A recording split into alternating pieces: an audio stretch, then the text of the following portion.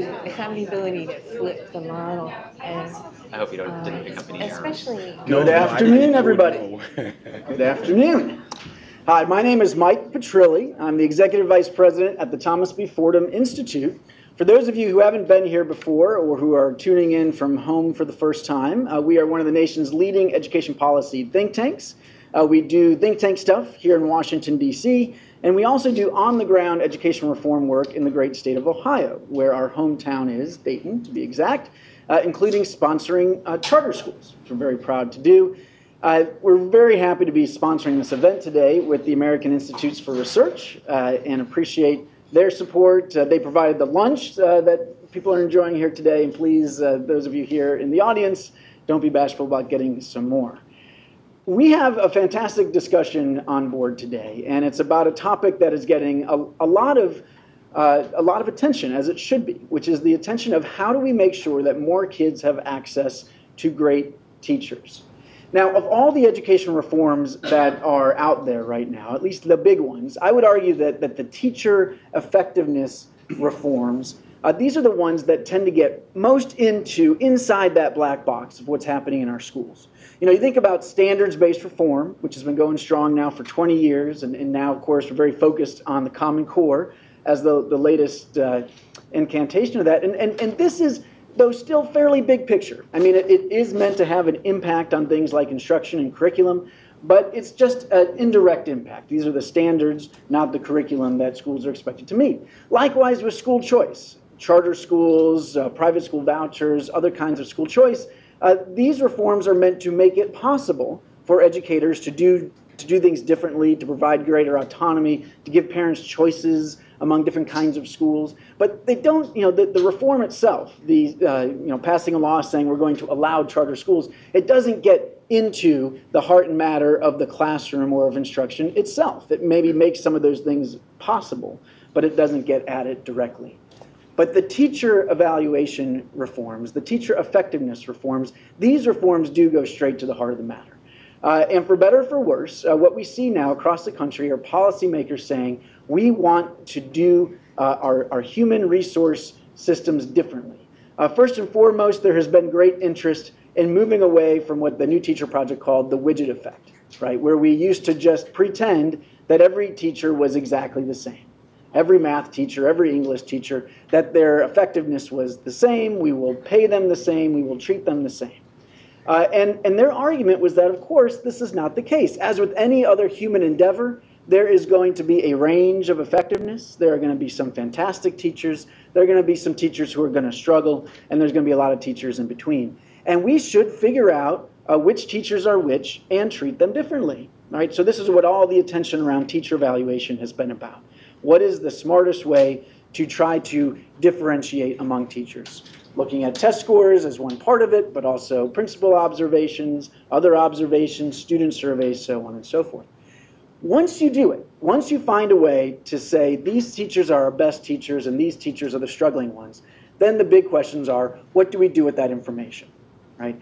Big court case going on right now in California, the Vergara trial, saying that we should be able, for example, to remove ineffective teachers from the classroom, even if they have tenure. Right? Big debates about that. Also, part of the trial is saying that if we're not able to do that, it is going to be low-income and minority kids who are going to have the worst chances of getting high-quality teachers. They're going to be most likely to be stuck with those teachers that we have discovered are not as effective as they need to be. People also interested in different kinds of compensation reform. If we have figured out who our best teachers are, and we know that they can add tremendous value to their students, but we also know that they are at least as likely, if not more likely, to leave the classroom after just a few years, what can we do to hang on to those teachers? Do we need to pay them more? Do we need to reward them in other ways? And then, of course, there's a big debate about equity and distribution.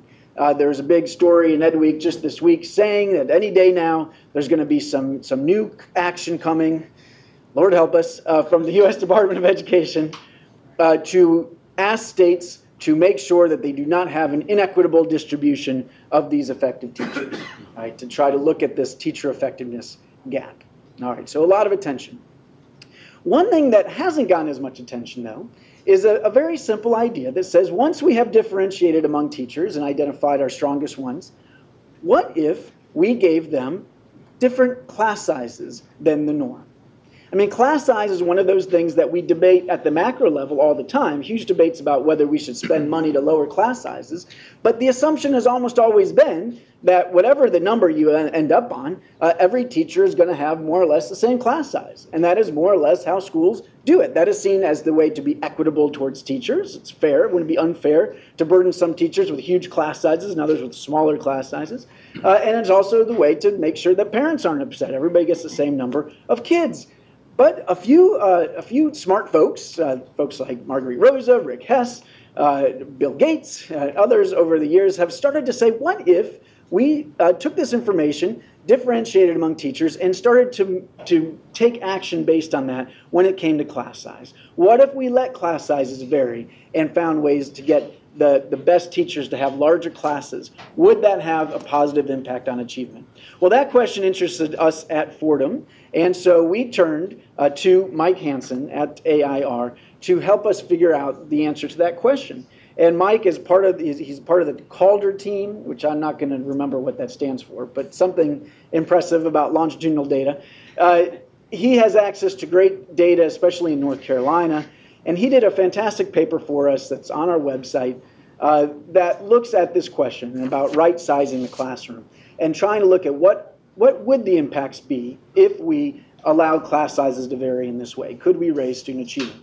Mike is going to give a presentation today, not to exceed 12 minutes, right? And I've already given all the lead up to it, so I mean you can get right into the date, right? Not to exceed 12 minutes about what he found in a simulation he did with real live data based on real live students and classroom compositions. What could the impact be? And then we're going to have a great discussion about these findings, about should we in fact take this information and now try to get schools to change the way that they do class sizes. And we're of course going to have an opportunity for all of you here in the audience to participate, and also those of you watching from home or from your office, please participate, especially on Twitter. Our hashtag is #TeacherAccess. You'll see me looking at my phone. I'm not checking my email, at least not usually. But what I am doing is following the Twitter debate, and we'll definitely try to get the folks on Twitter to become a part of this discussion. Now, I should also say, we know that we have some competition today. And at Fordham, we believe in competition. All right. Some of you at home or at your office might be tempted to watch the USA versus Canada women's hockey game, to which I have a couple things to say. First of all, shame on you for watching sports during the workday. I mean, that's just really not okay. And we would never at Fordham, by the way, use these big screen TVs to watch March Madness, for example. So that is just off limits. Second of all, it's hockey. How can you possibly see the puck on your computer screen, right? Save it for later, people. Save it for later. Finally, I will say, though, if you are tempted to watch the hockey game, we will try to make sure that this panel is as exciting as possible. I've encouraged people to throw some sharp elbows. All right, a little bit of blood would be okay. And if somebody is particularly boring, they will get sent to the penalty box, and they will be forced to tweet their comments for the rest of the conversation. Fair enough? All right. So Mike will come up in a moment. Actually, let's do that now, and then when he's done, I will introduce our other fantastic panelists. So please welcome Mike Hansen from AIR. Thanks, Mike. Thank you.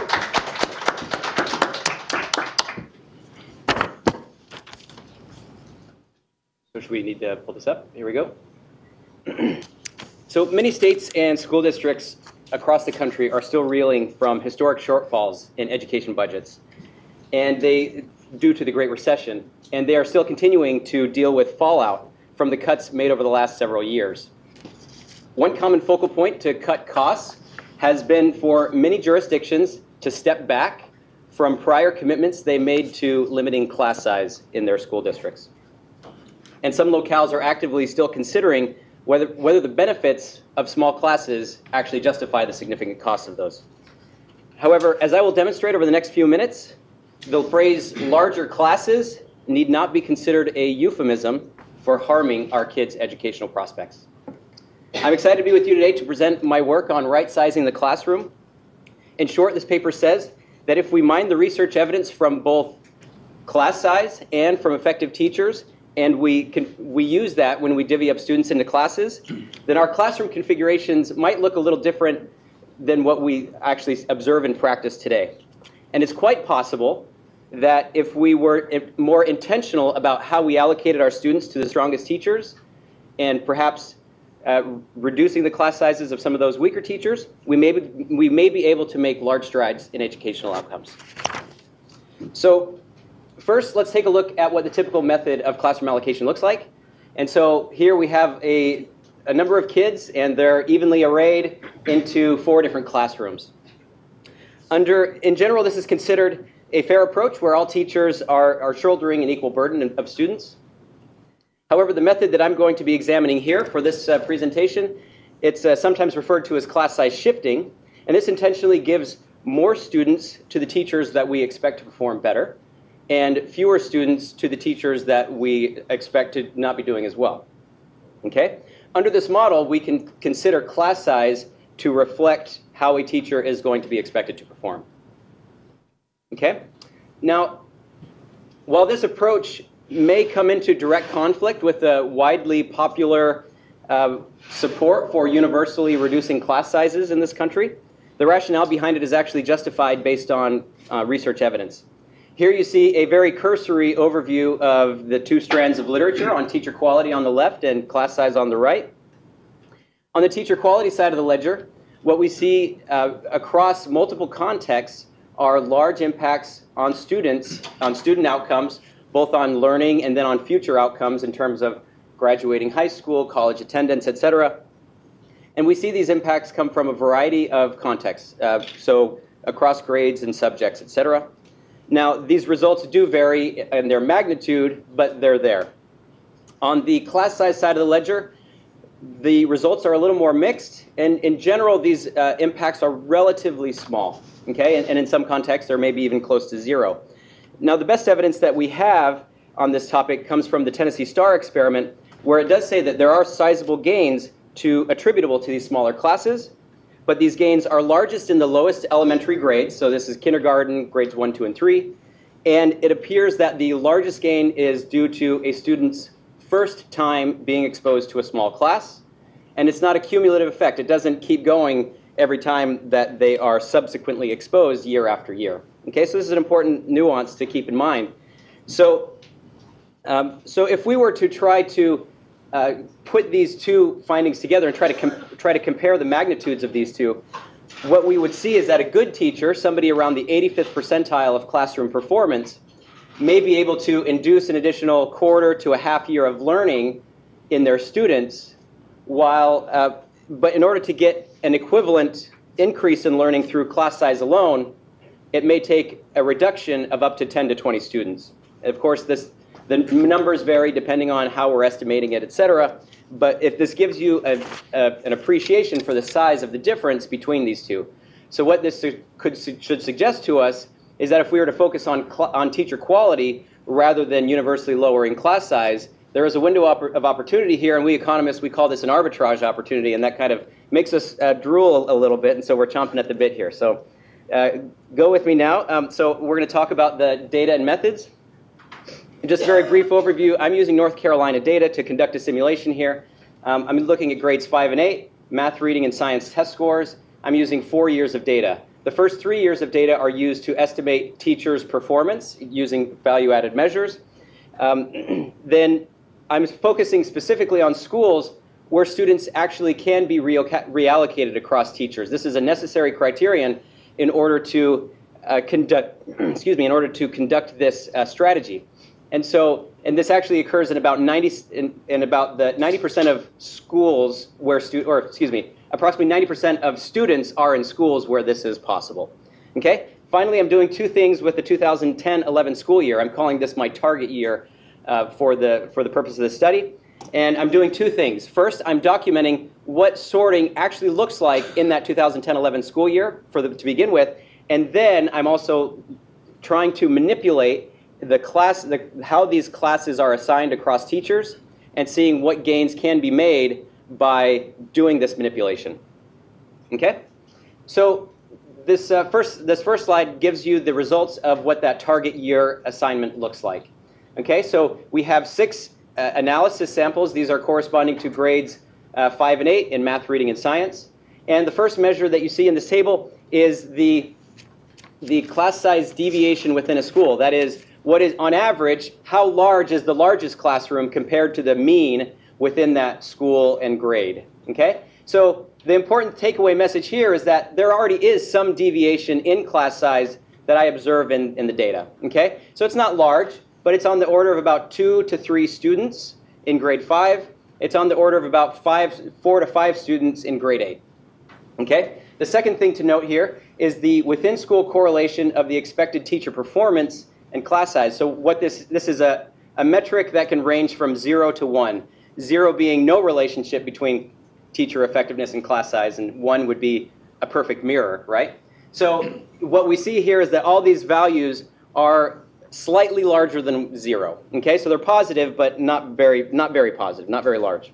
So what this means is that there's a slight tendency to have slightly more students with the teachers that we expect more out of.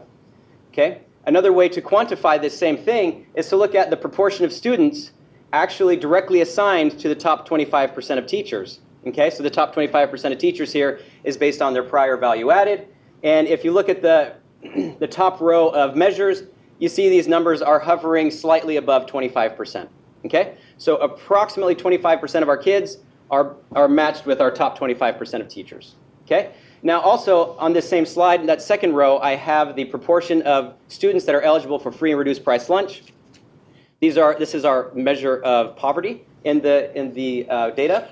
And what we see is that there is probably about a 2 percentage point difference between the overall access and how many and the access for those free and reduced price lunch students. Okay? So there is a gap in access that is apparent in the data already. An important note here is that the strategic assignment policy I'm describing here, this is really only addressing the within-school inequitable distribution of teachers. It does not address the across-school inequitable distribution. So this is an important nuance. And so now we will increase student access by doing this policy, but it's only going to improve it on that one dimension only. Okay? So let's look at what the results actually say here. I have 6 graphs here. These are corresponding to math, reading, and science across the columns, grades 5 and 8, down the rows. The horizontal axis is it represents the number of students that are being shifted from the weaker teachers' classrooms into the stronger teachers' classrooms. Okay, so these are additional students for the better teachers. So on the left of each graph, you can think of this as equal class sizes. And as you move to the right, we're thinking of larger, more disparate class sizes between the teachers. Okay, and the y-axis that you see here, this is representing gains in student learning on these test scores. And on all these 6 different dimensions, we see that the gains are positive as we sort more and more kids to be matched with the better teachers.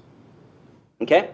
Though it's hard to see the actual axis labels here, one thing I do want to note is that these results are particularly strong in the 8th grade, and they're considerably smaller in the 5th grade.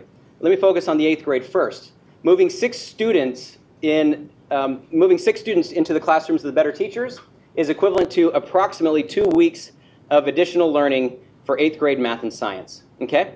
The reason why I want to focus on this 6 students is because this is the level of variation in class sizes that we're already seeing in the data.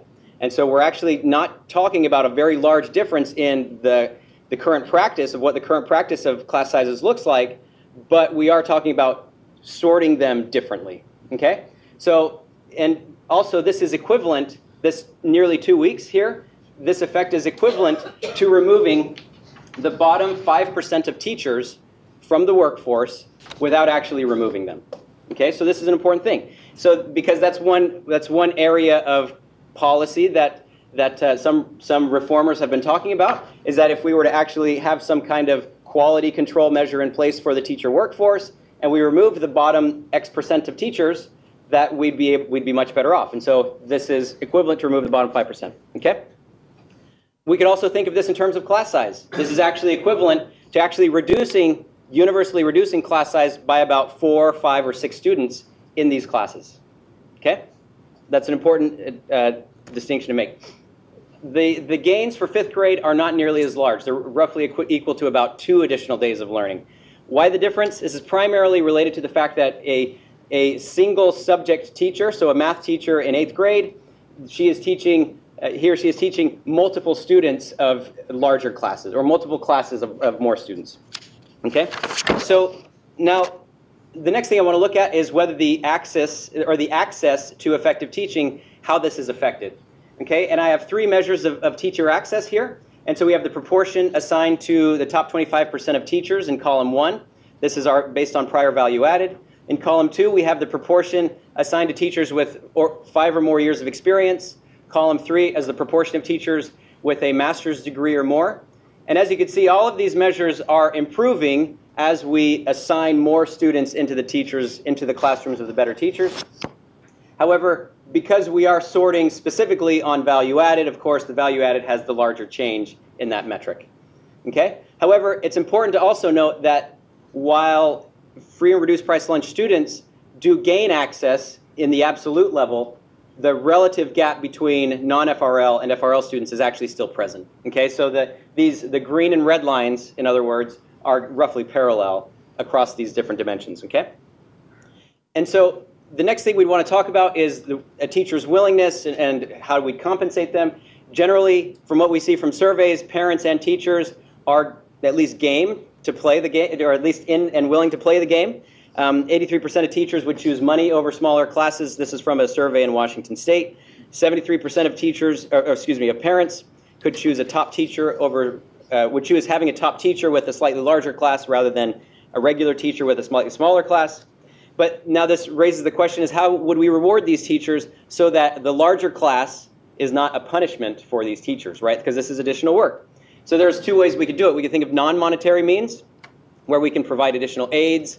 We could have some kind of career status attached to teaching a larger class. We can remove out of classroom work for these teachers. Or we could also, of course, go into the monetary way. And we can actually provide explicit bonuses for using money from savings in different ways. So we can perhaps find savings by having fewer remedial teachers, remedial instructors, or lowering pay for teachers with the smaller classes, and I'm sure that's going to be a very popular one. So finally, in conclusion here, the class size policy that I'm describing here, it has two important conclusions. First off, this is an efficient way of assigning students to teachers. Okay? This class size shifting can make educationally significant improvements in student learning, especially in 8th grade. And however, there is no change in equity. So while it is more efficient, it is not more equitable. Okay? So there is no relative improvement in student access to effective teachers. There is an absolute improvement, but no relative improvement. Okay, of course, this raises some feasibility issues. We're talking about we have to change some laws governing class size policies. It also could disrupt some dynamic among the teacher workforce. It raises issues about facilities. It raises issues about how we compensate these teachers. I'm very welcome to opening the conversation about this, and I think this is a very fruitful way to go. And so in conclusion, make some recommendations here. This paper is not prescribing how we should be assigning classes per se, nor is it suggesting that all schools should adopt these highest levels of sorting. However, what I am recommending is that we instead shift our focus when we're assigning classes. Instead of focusing on fairness to teachers, let's think about prioritizing student learning overall. Okay? Also, I opened the opportunity to experiment with different levels of sorting where these conditions allow and where we can learn about how we can compensate teachers fairly or not. Thank you very much.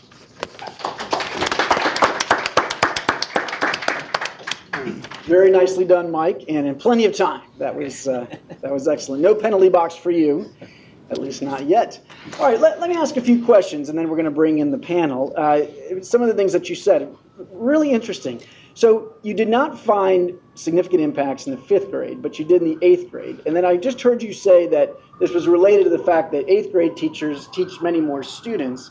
So is this just an artifact of the study that you had a larger sample size and therefore it's easier to find significant effects? In other words, for policymakers, is the answer, well, only do this in middle school and don't do it in elementary school? Or is this just something about the data itself? Help us understand that. That's a good question. First off, I do want to clarify your statement. Okay. So the finding is that these are significant gains in 5th grade. Okay. So an additional approximately 2 days of learning in 5th grade, and that is a statistically significant difference. However, the magnitude is not as large, and so therefore it's perhaps not as noteworthy. Or you know, if we were to actually plot out the cost, if we were to actually provide bonuses to teachers, if we were to pay them a $2,000 bonus for each additional student the most effective teachers are getting, the cost versus the benefit is it's neutral, and so it's not as strong. Now, so I don't see this as being an artifact of the statistics and the sample size here. Okay, so that is for real. That for some reason, those elementary school teachers are not. They don't. The kids don't benefit as much from having the more effective teachers as the 8th grade students do. Is that? That's right. And the reason why they're not benefiting as much is, first off, they have fewer students exposed to those better teachers, right? So in 5th grade, we have 20 students exposed to the better teacher, say. Right. Or even if we're allocating more, we're saying 26 or 28 students instead of 20. However, if we're talking about allocating more students to an 8th grade teacher, that 8th grade teacher is now teaching 4 sections, say, of 28 students. Right. Okay? Gotcha. So that's multiplied across the sections there. Gotcha. Okay. That's very helpful. All right. Everybody get that? All right. Maybe you got it the first time. I should send myself to the penalty box. Now, one of the things we're going to talk about with the panel is that this is a simulation. I mean, this hasn't, you didn't study something that was happening in the real world. So, of course, we know that there's going to be, it's going to play out differently with real live people. And then some of the people have commented on that on the web. Bruce Baker, for example, has said, this is devoid of the context. So let's talk a little bit about how this would play out differently. You were looking at differentiating among teachers based solely on value added, right? In the real world, we would probably use the broader teacher evaluation, which would include principal observations. Do you have any sense of how that would likely play out in terms of the impacts? Do we think that would make the impacts greater, not as great? What do you think? What's your sense on that? So my sense on that is that in general, we have these teacher evaluations, at least the evidence that's out there, is that the teacher evaluations that we would have are going to be somewhat less predictive of student test scores. Okay. But they will likely be more helpful perhaps on other dimensions aside from test scores. Right. Okay? So if we were to use other measures of teacher performance, which I'm only using teacher performance simply because those are the or value-added measures, because those are the measures I have. Right. But in practice, if we had a more broader set, we could use these for all teachers rather than just simply the ones in tested grades and subjects. And we could get perhaps the test grade or the test score outcomes may not be as large because value added is generally your best predictor of future test scores. Right. However, we might be able to move the needle more on different outcomes. Okay. And one last question for you, Mike. One of my colleagues here at Fordham, Matt Richmond, had this idea, which was say, this sounds so controversial to people, but what if you tweaked it a little bit and said, since we know that most first and second year teachers tend to be less effective than other teachers, what if you said, look, what this policy should be about is having those first or second year teachers have smaller classes. Mm-hmm. As they're getting to both, learn, and that might help them be more effective. And, they're not damaging as many kids as they're kind of learning their practice, they're learning what they're doing. And then the more veteran, the more experienced teachers would have larger classes.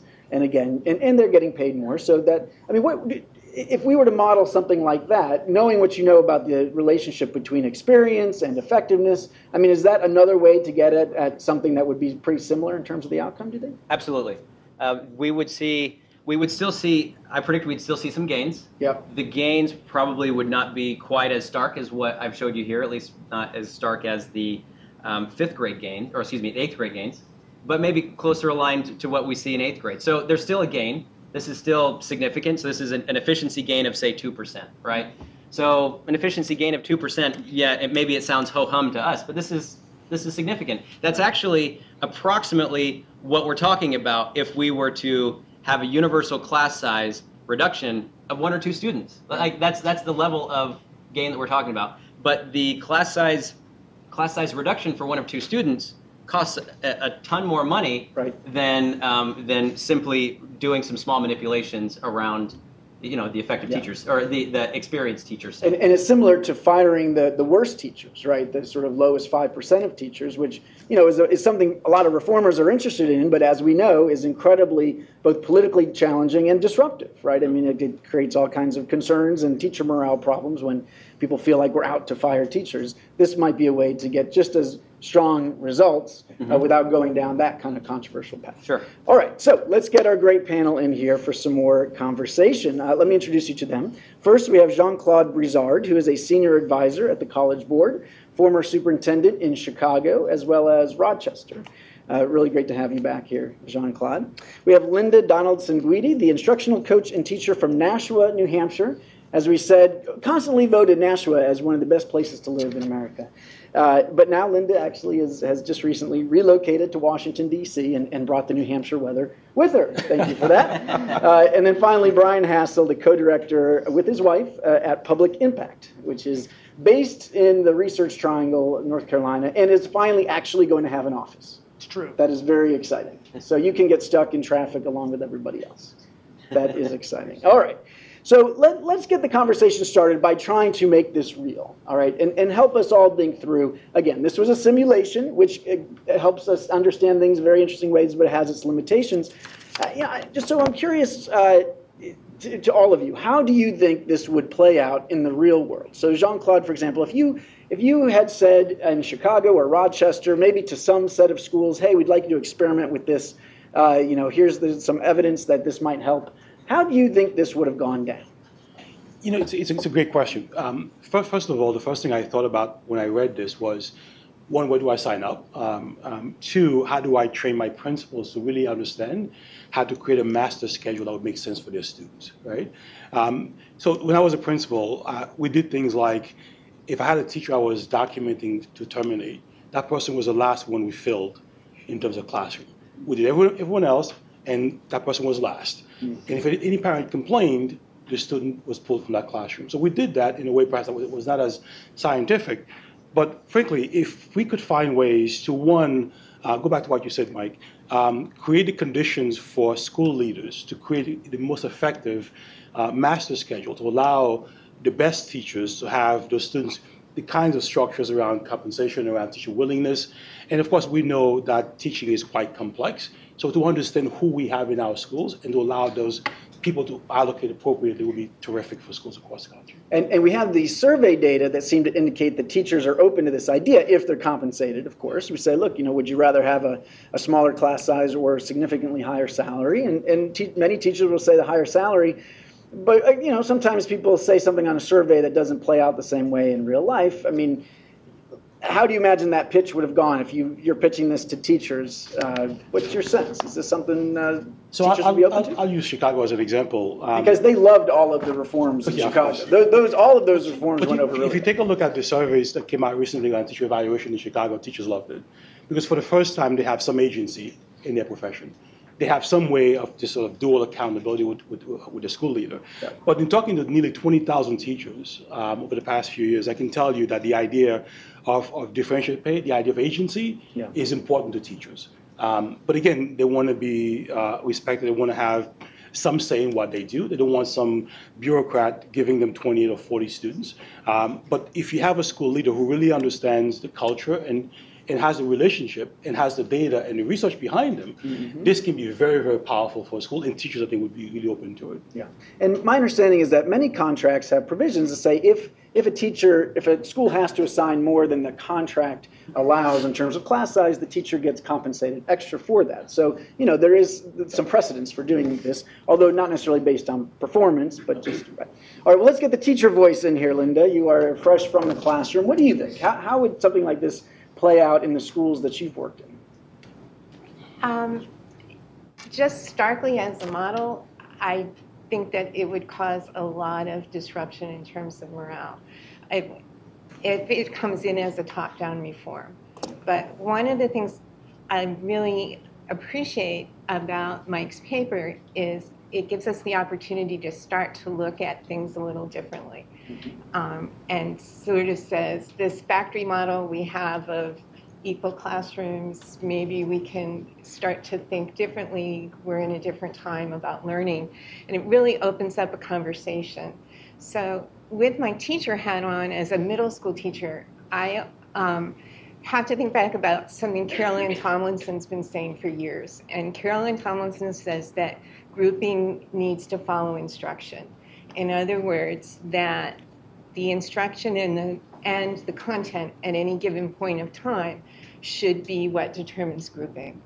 And I would maintain that people best to do that are the teachers on the ground. Mm-hmm. So if I'm a middle school teacher, give my team our 100 kids and let us figure out how to group and regroup as we're moving through our instructional year. Mm-hmm. If I'm an elementary teacher, give my grade level team our 100 kids and let us group and regroup as we move through instruction. And I think this paper opens up that conversation. So if it becomes a reform that empowers the profession, I think you'd see a ton of support. You know, and that's interesting how you talk about grouping, because, you know, even talking about class size shifting, we're still assuming that the model is the teacher with a group of whether it's 20 or 30 kids, whereas a lot of these newer models with blended learning and other things are constantly changing the size and configuration of groups, right? So you might have some class where 50 kids are together doing something. So over here, some teachers are, I mean, I'm just saying, all right, but I mean, all right, maybe not 50, but it's a gym class, you know, we're going to just throw them all in the gym and they're going to just run around so that we can give really, you know, intense instruction to smaller groups. I mean, that you see some of these models where the size and configuration of these groups are shifting, not just throughout the year, but literally throughout the day. Right. And so this does start to open up some of these things. Brian, I mean, we talk about this being something kind of hypothetical, but you have been doing a lot of work with your Opportunity Culture Initiative, where you've been looking at this question: how do we get more kids to have how do we have our best teachers to have a greater impact on more kids? And so you see some schools out there experimenting with stuff like this. Are people trying this class size shifting? What are you seeing? Well, we've seen a lot. We've been working in schools in about 3 or 4 districts now to think about how to give more kids access to great teachers. And I think what we found, both in thinking about this hypothetically, as Mike did, but also in working with teacher design teams, is that there are lots of ways that schools can expose their kids to more great teachers aside from just class size shifting. That's one model that we talk about on our website, opportunityculture.org. But there are lots of other approaches that you could take. And just to give 3 quick examples, one is multi-classroom leadership, where a great teacher takes responsibility for a team of other teachers and leads instruction for a large number of students that way. Another one is specialization, where teachers focus on the subject or the role that they do best and do that with more students, but within normal sized classes. And then finally, the idea of a time swap, where kids spend part of their day, a small part probably on digital learning or doing some kind of homework at school or other activity. And during that time, probably supervised by a paraprofessional, the teachers can be with other students, but again, with normal sized groups, normal sized classes. And so I think the way we've seen this play out in schools in Charlotte and Nashville is teachers, when they come together, think we might increase class sizes a little bit, but mainly we want to think about how to be more expansive in our vision, reconfigure roles more significantly, keep class sizes pretty normal, but give more kids access to great teachers. So, but are you saying that there has been then some resistance fundamentally to the idea of, teacher A ends up with more kids than teacher B? I'd say there's been some resistance to that if it means just putting more kids in the room at the same time. Now, these schools that we're working with are having great teachers take more students under their responsibility, but often by having them spend part of the day down the hall learning in a digital lab and then coming part of the day to be with the teacher. The teacher has more students, right, takes responsibility for more students, but often in groups that they find manageable and sensible. And Linda, what about this idea of saying, look, instead of getting into this controversial issue around looking at value added or just doing it based on experience, we're going to make sure that the first and second year teachers have smaller classes because we know they're still learning. How would that go over, do you think? I think it would be a model that would be very well accepted. In fact, I had that in my notes. I'm really enthusiastic about this idea. I think it would be a gift to young teachers and also to kids, because class size does matter, Mike. Yeah. And giving smaller classes to less experienced teachers gives them an opportunity to really play out best teaching as we know it in a manageable way. I think it's a great way to go. All right, so let's talk about some more of the nitty-gritty in terms of if we were going to try to do some of this, or schools were going to experiment, what are some of the implementation issues that they've got to think through? I mean, for example, it's pretty obvious that you don't want to create a perverse incentive here, right? You've done a great job, Miss Johnson, and we're going to reward you by giving you 10 more kids next year, right? That does not seem like that's going to be such a good strategy. So what are some of those things, as you've thought about this a lot, Mike, and we'll get the others in here, that we need to, kind of the design issues that we need to worry about? Okay, so aside from that perverse incentive, where we don't want to discourage the effective teachers, we also don't want to discourage, say, a teacher who may be an average teacher, and that's fine. But let's say that average teacher would have had a class, even under this strategic class assignment strategy, is still going to have an average size classroom. So they're not going to get an extra 5 kids, but they're just going to stick at 20 or whatever they were, because or less 25 or 30. I'm just waiting for the tweets out there to say, who's got a class of 20? Give me a break. Right. Okay, because perhaps the average teacher is the 3rd or 4th teacher in the grade, Yep. and there is a less effective teacher who has a lower class size. So we don't want to create this perverse incentive where the average teachers who aren't getting the larger classes or aren't getting this benefit, but we don't want to encourage them to start, working less and in order to get a smaller class, because a smaller class is an increase in their working conditions, we might think. Okay. And so if that's an increase in their working conditions, there should be some kind of compensation or benefit associated with that. And so if we're so perhaps we have to think about how we would prevent people from intentionally shirking. That's what we economists call it. Intentional shirking. That's intentional shirking. Linda, I know that you. Oh, yeah, go ahead. That's just offensive. Yeah, all right. Penalty box for Mike. All right, we're going to put him in the penalty box. I mean, first of all, I'm sort of bothered by this whole idea of ranking. And if we're going to continue to rank teachers, there's going to be a whole bunch of people that are going to be in the middle statistically, but right. we can't get around that. And what does it mean to be in the middle? Yeah. And the implication, and I don't want to hammer this too hard, Mike, because I don't think that's really what you meant, that anybody who goes into this profession would in any way shirk their responsibility to children in order to get a larger class size. Let's just take that off the table. That's all right. And now but you've got, and you've made some points before about the actual value-added model that Mike is using here, right? Which is quite sophisticated. Mm-hmm. And I'm not just trying to stroke your ego, but no, but you're able to do things with these data that many states are not doing, right? In terms of being able to level the playing field for teachers that might have be teaching a lot of high-need students, for example. Tell me if I'm getting that right. In a way that is fair in terms of judging teacher quality, but a lot of states aren't doing. And so that's one of the considerations, right? Is what we really have to pay a lot of attention to what these metrics are. That if we are going to try to identify our best teachers, we better make sure that we're using the best technology to do that. All right. And I think you would agree that it certainly shouldn't just be test scores, right? That these larger evaluations are the way. Yes, I do have some concerns though. I think Mike's model is impressive in its sophistication, and I don't think your average principal is a statistician to that degree.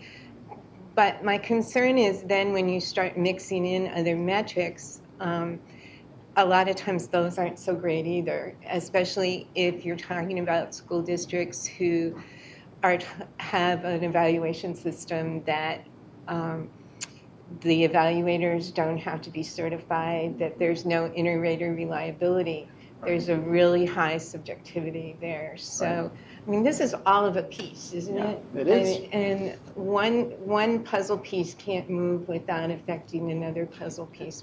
Yeah. Maybe, and I understand that there's an urgency to put kids in front of the best teachers, but really shouldn't the conversation be about elevating the profession in some way so that all kids are in front of the best teachers instead of systems that continue to silo teachers. If we're talking about giving the best teachers more kids, how does that break them out of their silo and help them improve all the teachers in their building? Yeah, what about that, Brian? I mean, we're still talking about scarcity, right? Yeah. There's only so many good teachers to go around or great teachers, and so we're doing all of this gymnastics to figure out who should get them. Yeah.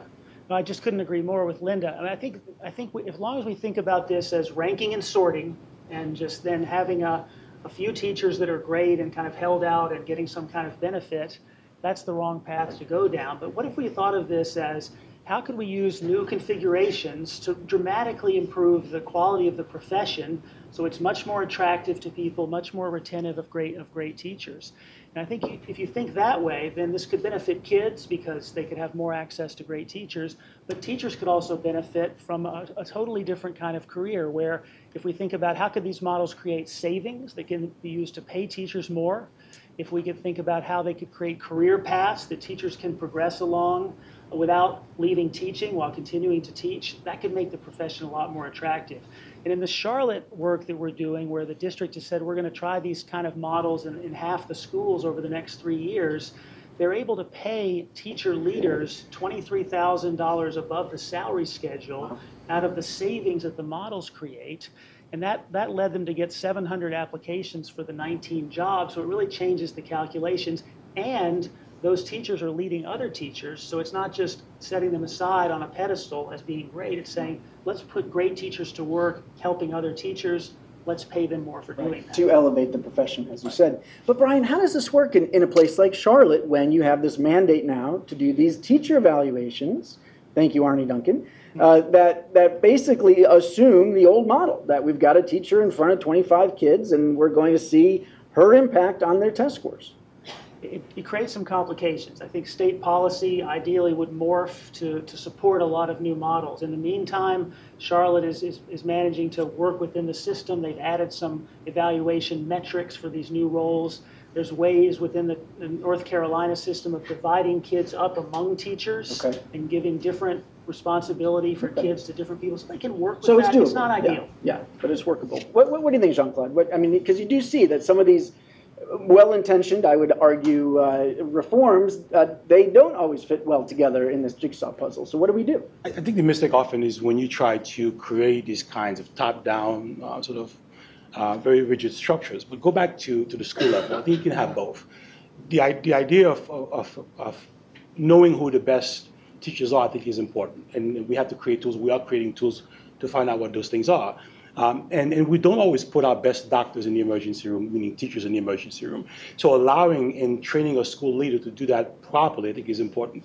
Third thing is that very often the class cap, when I was a teacher, was 34 for my classroom, was often arbitrary. So imagine that being based on solid research to understand what the tipping point is when you have too many, right? And if you strategically place, say, a new teacher or one that's struggling around a few master teachers on the same floor in the same content area, then you can have that kind of teaming that you're looking for to develop people. But this, I think has the potential, one, to talk about the structures that we need to create the best classrooms in our schools. Second, what principals need to know in creating an amazing master schedule to serve the needs of all within their particular building. But it can be done and based on solid information. Right, but you're saying we certainly should not have a new federal policy or state policy that mandates that people do this sort of thing, right? I mean, this is something that we should think about the barriers to it. Yes. Maybe say people, hey, if you want to try this, you can apply for a waiver from the class size caps or from this teacher evaluation requirement, or maybe encourage charter schools that may already have some of those freedoms to do this. I mean, Brian, are you finding an interest among the charter sector in a lot of the kinds of reforms that you've been encouraging? It seems like they could do this tomorrow without much difficulty. I think there's quite a bit of ferment in the charter sector with new staffing models. Everybody's heard of rocket ship. There are numerous schools using blended learning to try and change staffing configurations. So I see there's a fair bit of ferment in the charter sector. There are fewer constraints, and I think we'll see a lot of innovation there. But there's a real potential to do more in the district sector because of just the sheer scale and the number of kids that are there. Great. Mike, if you go back to thinking about, again, what we have to do to get the right tools in the hands of the right person, right, or persons. And I keep going back to this one thing about the principal teacher in our building, the school leader, who has to get all that he or she needs to create an amazing constellation of people in and around her to teach young people. So we have so many rules and structures in place that don't allow that to happen very easily. This, I think, opens the door for this kind of conversation around compensation, around differential pay, around support, right, around arbitrary class sizes, frankly. So this, I think, has the potential to, again, have that kind of robust dialogue about how you create the best schools for our kids, especially our neediest kids. Right. And you know, again, creating that space for that, in many places, that's going to mean having a conversation with the teachers' unions. Exactly. And maybe changing the contract or carving out some flexibility within that. I mean, any of these places you're working with, Brian, have collective bargaining agreements, or you're working mostly in right-to-work states? How is that working? Charlotte and Nashville don't. Syracuse, New York has a grant from the state to do some work related to this, and that's a place where there's a collective bargaining agreement. So we'll see how that plays out. Yeah. Even in the right-to-work states, a lot of the same policies and constraints exist. There's still seniority-based assignments, still bumping policies, still various issues, and there's still class size constraints. There's still funding inflexibility. So it's not as different as you might think. All right, let's talk about the equity piece, and then we're going to get everybody else in this conversation. So you make it very clear, Mike, that this doesn't solve the problem that high-need schools tend to have more low-performing teachers than the wealthier schools do. All right, and first of all, help us understand the research on this, because I feel like I've read conflicting studies. I mean, we always assumed for a long time that there was this teacher quality gap. And if you looked at traditional credentials and where people went to college, things like that, you would certainly see a gap where the highest poverty schools seem to have less qualified teachers. But then some data seemed to start coming out on value added that said, well, maybe these gaps aren't actually so big. And isn't it all about how you measure value added? So can you help just explain that to us? What do we know right now about the magnitude of those gaps? Okay, sure. So to begin, your perception was correct in that, based on typical credentials, if we're talking about experience, if we're talking about master's degrees, the percentage of certified personnel, et cetera, those proportions are much higher in more affluent schools. Okay, so those gaps between the affluent schools and the schools serving higher poverty student populations, those gaps are pretty significant. However, more recent studies in the past 5 or 6 years, as they've begun to connect the dots between value added and credentials. And what they see is that there's actually, these credentials don't do a great deal of prediction about how you're going to actually perform in the classroom. Right. And they say, well, what if we actually just looked at performance in the classroom? What do those distributions of teachers look like? And so what we see, we still do see a gap. There is a gap in teaching and teacher quality between the high poverty schools and more affluent schools, but that gap's not nearly as large as many have believed. So, for instance, I was involved in this IES study that recently came out, and we were looking at 29 school districts and looking at the effective teaching gap in those districts. And it was statistically significant, but the gap was on the order of 3% of a student standard deviation in these subjects. So it's significant, but it's much larger, or excuse me, it's much smaller than the actual change in teacher quality that you'd see even within the same school. And how do you deal with this perception, or is it a fact that it is simply harder to raise test scores or get stronger value-added gains for high-poverty kids? I mean, that you see some value-added models take that as a given, and so they do some statistical stuff to kind of level the playing field. Is this just an artifact of how we're measuring it, or do you really think that in a real way we tend to have higher performing teachers in the affluent schools than in the high poverty schools? Okay, so what you're getting at here is truly, from what we could tell so far, an unknowable answer. It's an unknowable question at this point. And so if we're comparing teachers who are serving similar populations of students, then we can make a comparison between those teachers relatively easily. But when we're talking about very different student populations, we can control for, say, your free and reduced price lunch status, or the fact that these students are on special ed, or limited English proficiency, et cetera. We can control all these different factors The problem is that we don't know if the model is over-controlling or under-controlling for these things. And so when we're comparing across very different populations, it's really hard to truly say if the teachers in the better school or in the more affluent schools are actually better teachers, which may be true, or whether it's just simply the fact of statistical sorting. We don't truly know that issue.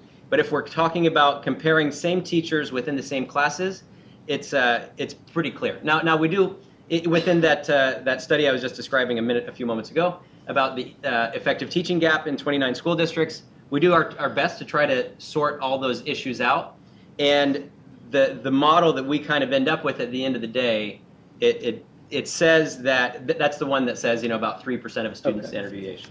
They might want you to testify for the defense out there in California, because I believe some of the testimony from Tom Kane and others was that these gaps are real. And by the way, maybe the message to someone like Arnie Duncan, who is thinking about regulating in a very top-down way on this teacher distribution issue, is that we don't even really know for sure if there is a teacher distribution problem or not. And if we do think that if it exists, it's quite small. So perhaps caution is called for. Well, it's still significant. So it's not to say that it's not there, but it is still there. So it's worth noting. All right, the defense rests. Okay, Brian. Yes. Even if caution may be warranted, I think there's no reason why we shouldn't have a lot more transparency of the data. Like I think that what Mike showed us about what % of kids have excellent teachers and being about 25%, that's not readily available in any kind of data set that a state would post. But what if states asked districts and schools to report what % of your students have an excellent teacher, a highly effective teacher, whatever the term is, in charge of their instruction as their teacher of record? Not just what % of the teachers are highly effective, but what % of the kids have those teachers in charge of their instruction. That could be incredibly illuminating and compelling, because then you might see some districts are doing a better job than others of doing what Mike's talking about or some of these other models. And it might, if there were also consequences attached to that, it could be compelling to Wouldn't that transparency also lead to a lot of fist fights? Back to our hockey theme, as parents fight over these scarce resources. All right. So, but the point from this study is that even if we make these changes within these schools and change the staffing models, it is not fundamentally going to change this picture between schools, which is obvious because that's not what this particular reform is trying to get at. All right. I want to get you into this conversation as well as those people at home. Keep in mind, if you want to ask a question on Twitter, just send it to the hashtag #TeacherAccess. If you'd like to ask a question here, go ahead and raise your hand, and we will get a microphone to you so people at home can hear you. Let's get started right here with Mike from IEL. And just hold that mic up close and tell us who you are. Mic on the mic. Okay. Mike Hughesdan, the Institute for Educational Leadership. I'd like to ask a question, particularly relating to North Carolina, in terms of the role of the National Board for Professional Teaching Standards. Because this is the one certification mechanism in the country that has had the support of both the NEA and the AFT. And the numbers are still minimal nationally. Only perhaps 3% of the teachers in the United States are board certified. It's a little over 100,000 now. But in North Carolina, due to the efforts of Jim Hunt and the initial years of the National Board, I believe almost 20% of the teachers are board certified. And Brian, particularly in Charlotte, in other words, North Carolina probably has the largest percentage of board certified teachers. How does the National Board enter into this equation and into this discussion? Because it seems to me it's a political asset, because you have the backing of the unions. If any of this stuff is going to be sustainable. Yeah. All right. So the larger question is, have any of the teacher groups, including the unions or the National Board, gotten involved? Linda's in a little bit of a funny spot in that she is now actually working for the National Board, but not representing them here today. So I'm actually going to ask Brian to answer that. If you know in Charlotte, if National Board teachers have been a part of these efforts, or how that has been playing out. You're right. North Carolina has been on the forefront of this, but I think what North Carolina and most states haven't done as well a job of is saying, once we've identified someone as a National Board teacher, what do we do with that? It's a great recognition. There's compensation attached to it in North Carolina, but are we then taking advantage of that to help other teachers get better or help more students improve their learning? And I think the potential exists in a place that has a lot of national board certified teachers for them to step into these roles that we're talking about creating, but that hasn't been an explicit part of the conversation in North Carolina yet. Okay. Mike, I would agree. Even in Chicago, where the CTU was a big part of our work with national boards, we never really developed a structure to leverage these folks as much as we could have, frankly. So there's much more needs to be done there. Linda? I just throw out a little plug and say that the National Board is also revising the current structure to become a National Board Certified Teacher is in the middle of revision, and we're looking for teachers to pilot. So if anybody is interested in piloting, you can just go onto the National Board website. You can be a retired teacher, a current teacher, a principal, whatever. But I'm hoping that the 3.0 revisions, which will change the process significantly and allow teachers to spread the process longer, will start to help move teachers towards certification, because I believe it is a premier benchmark. And of course, that was the vision, right? I mean, I remember Al Bill Shanker. Clinton and Al Shanker, Bill Clinton, others saying, we want to have one of these national board certified teachers in every classroom. I mean, every school in America that could then help the other teachers improve their craft as well. No, and so this is kind of coming, a little bit full circle. Yeah. So on National Board Certified Teachers, actually, we do have, because this was based on North Carolina data, and I've actually done a study on National Board Certified Teachers in the past, and in North Carolina, this credential, National Board Certification, looks like the distribution of all the other credentials, which is they generally tend to be most concentrated in the more affluent schools. And so it's similar to experience or similar to holding a master's degree, just as I described before. And so now if equality were an issue and we wanted specifically to have more of those National Board Certified Teachers in the classrooms of needy students, then we'd have to do some kind of additional targeting beyond what the state has done. So the state has, I think they had a 12% salary increase in place for a while. I don't know if it's still the case now, but before it was not from what I'm aware, it was not targeted at all. So many teachers would actually, even from the needier schools, they would get a National Board Certification. It becomes a signal of their quality, and they would use it to actually move to an affluent school. That was what the evidence that we found before. Now, Brian, when you're talking about these new roles, though, I mean, couldn't some people look at this and say, we are now adding all these costs in these sort of non-classroom teachers. In fact, Matt Richmond, my colleague I called out earlier for his great idea on, making this more about experienced teachers versus less experienced teachers. He has a paper coming out on this explosive growth of non-teaching personnel that we've seen over the last 30 years, instructional coaches and all these people that are on the payroll who aren't exactly in front of kids, and that's where a lot of our increased spending has been. I mean, to a lot of people that feels like bloat and bureaucracy and waste. I mean, what do you say to them? Well, I think we're just responding to that. That's been over the last 40 years, that's what we've done. What we're saying in these schools and these models is, let's stop doing that. Let's stop adding personnel that aren't responsible for students, that are outside of classrooms. And let's have those folks, if they are great teachers, come into these roles as multi-classroom leaders where they are teaching kids every day, where they're working with individual teachers every day. And in Charlotte, a lot of these positions have been filled by those folks moving into these more direct classroom roles and then not replacing them. And that's one of the sources of savings that they're using to pay teachers more. Teacher pay has been pretty much flat for 40 years while average per pupil spending has been going like this. Let's invest more in the teachers who are kind of on the line getting the job done. Great. Okay, Barbara, let's get you in here.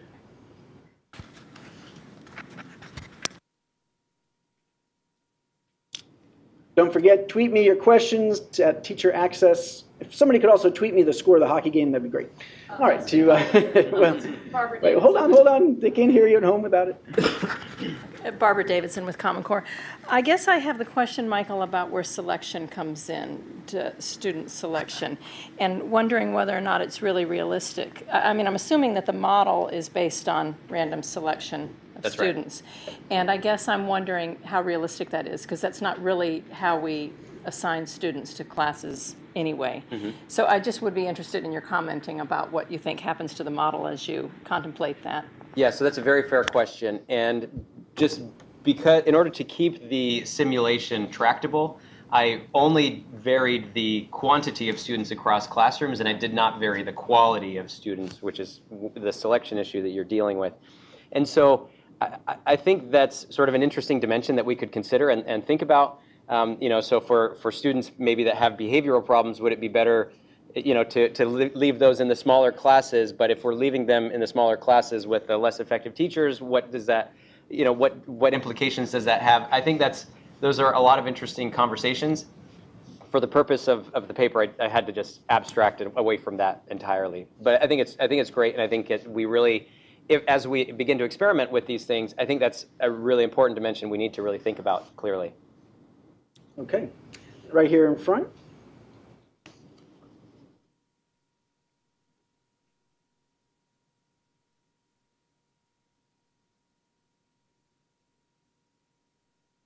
On microphone. As far as I can tell, it's tied 0-0 right now. But let me know if that sounds. Does that sound right? So, see, you're not missing anything. Another Barbara Cambridge from the National Council of Teachers of English. I was interested to hear the panel each respond similarly about flexibility. And Jean-Claude, you said it needs to be school leaders and teachers working together. And Linda, you said it needs to be teachers thinking about proper grouping or appropriate grouping. And you mentioned teacher design teams. The implication of that is that a teacher will be more effective, an educator will be more effective if the person can work in teams in that kind of decision making. And that's not a part now of teacher evaluation at all. Do you have examples or ideas about how to get that kind of role for educators part of the evaluation system? First of all, I mean, do we think that's, I wonder if that is true, that the issues around teamwork are not part of teacher evaluations. I suspect in some places that is at least one of the criteria. But what do you think? I mean, is this something, Brian, maybe as you've seen this play out in these places doing things differently, are these the kinds of changes they want to make to their teacher evaluation systems? Yes, I think there is teamwork built into some evaluations. That's more common than you might think. Team leadership, maybe less so. That's some of the revisions that we made to the evaluation rubric in Charlotte for the pilot schools was to make sure that your role as a leader was being evaluated well. So I think there's more to be done there. But it's important. I would think any district that wants to think about these kinds of things really ought to look at their evaluation rubric and ask, are we evaluating based on what we're actually going to be asking teachers to do in their daily work or not? Mm-hmm. Pretty important. Okay, let's go in the front again to Fritz. Sorry that I hit you in the head, Mike.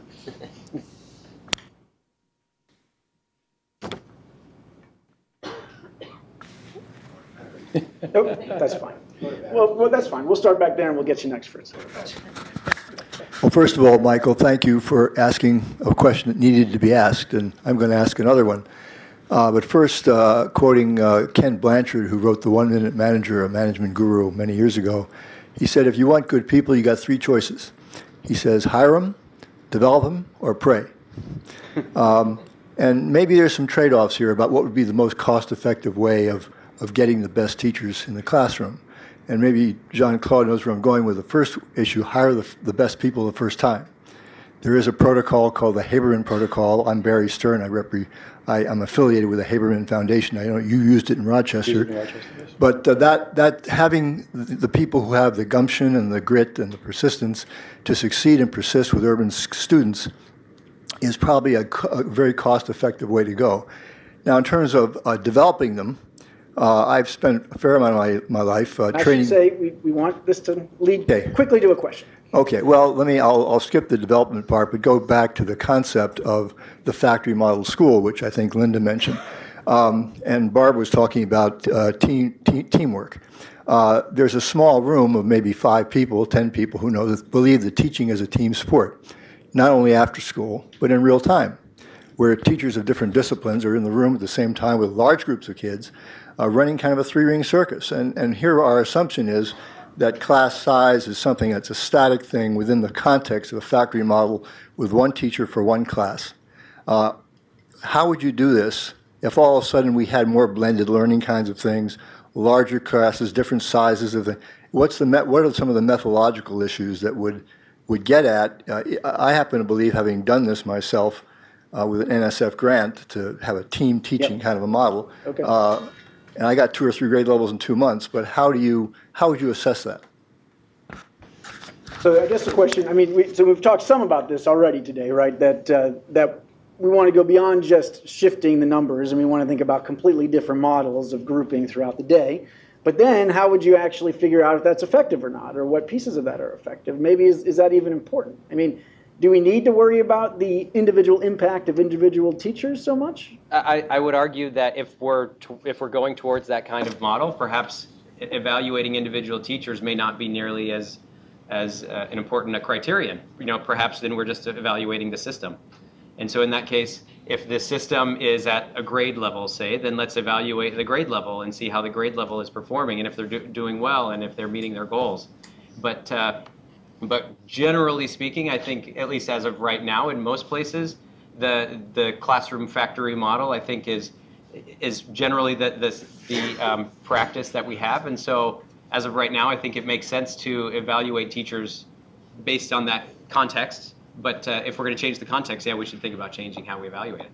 So it makes me wonder if these evaluation systems are locking us in to a factory model when we know that things have changed. If I can steal from Will Richardson, we're no longer in an information scarce world. You have this little thing that can get you anything you need to know. Right. The question is, what's the quality of that information and what are you going to do with it? Right. So I don't stand in front of my classes and lecture anymore. My kids have to be active learners. And the fact that information is available leads us to these different paths. If a kid needs to get here, there's multiple ways for getting that kid there based on interest and readiness. And I'm not sure that this individual teacher evaluation model is in any way helpful to the real world that we live in right now. No, and there have been folks, I mean, Rick Hess has been saying this for probably 5 years, is that these teacher evaluation models are definitely constraining, especially things like blended learning, but any kind of... Just saying I just agreed with Rick. You agreed with Rick Hess. Would you like to reconsider your position on that? No. Mike, just want to add, I mean, perhaps we're thinking about just the wrong way. So we keep using the words evaluation system.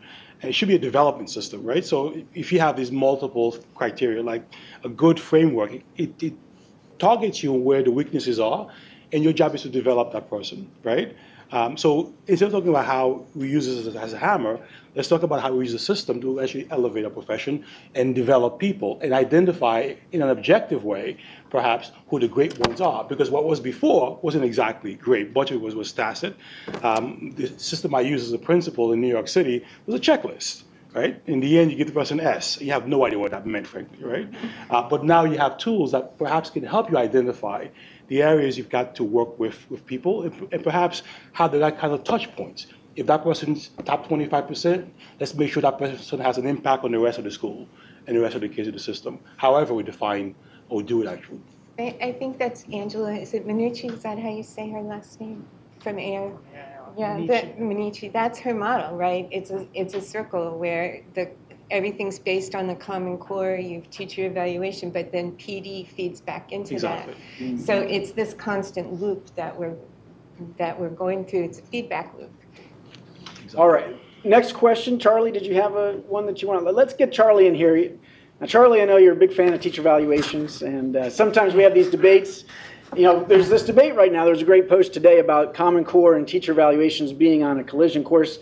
I'm happy to throw teacher evaluations under the bus. Sometimes I think Charlie's happy to throw Common Core under the bus. So are you going to go to the penalty box today or what? Go ahead, Charlie. They're both what I would call distal variables, right? Like, they're not the thing that's going to impact change. They're a tool for other things to change. Okay. That's how you feel. Let's throw your preferred reform under the bus. I'm thinking a question for the panel is, what are you seeing in your work?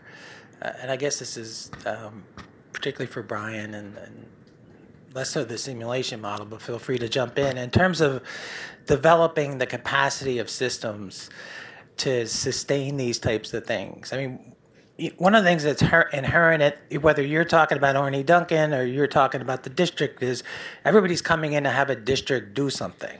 And then everybody agrees that certain flexibility needs to be built into that. At a certain point, you all leave. Brian, you leave. You all leave, you know. Yeah. I'm in a little trouble when I hear, for example, that a principal can't understand a correlation. Like that's Stats 101 in undergraduate, let alone in a master's program. So I didn't see anything beyond a correlation or an XY chart in your presentation. All right, well, and so how do you build the capacity of a system to do these things and then carry them out over time and be flexible enough to be smart enough to change them as needed over time? And by the way, I think what Linda was referring to was really the VAM model itself, right? I mean, which is incredibly sophisticated. model, which is really much more sophisticated than most VAM models that are out there. Right. Okay, so Brian, I mean, I think it's early days in this work that you have, but you must be thinking about this. How does this get sustained and isn't just the fad du jour? Well, I think districts have system change work to do, and states do as well. I think the way it gets sustained is, in the way we see it playing out, is the teachers are going to sustain it because they're going to be able to earn more and have more impact and have a better working life, and they're not going to want to take it away. But I think those systems need to change too to make it possible. So at the district level, it's a different compensation structure. It's a different evaluation structure, perhaps, as we've been saying. It's a different hiring mechanism because you need different people to take on these different roles. So there's a lot of change needed there that has to be encoded.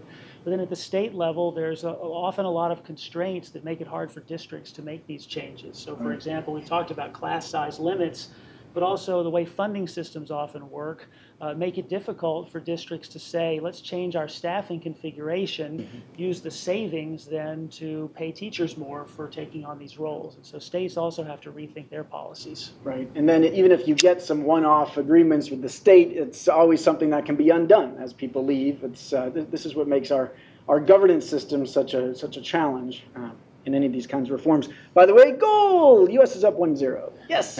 All right, let's do one more question. Yes, back there, Howard. Let's get the mic over to him. Tell us who you are and ask your question. Howard Nelson, AFT. I have a question for Michael. First, a compliment on the paper. It was very well documented. On the issue of the 10 days, doesn't that really mean 10 hours since math is taught, making this assumption 1 hour a day?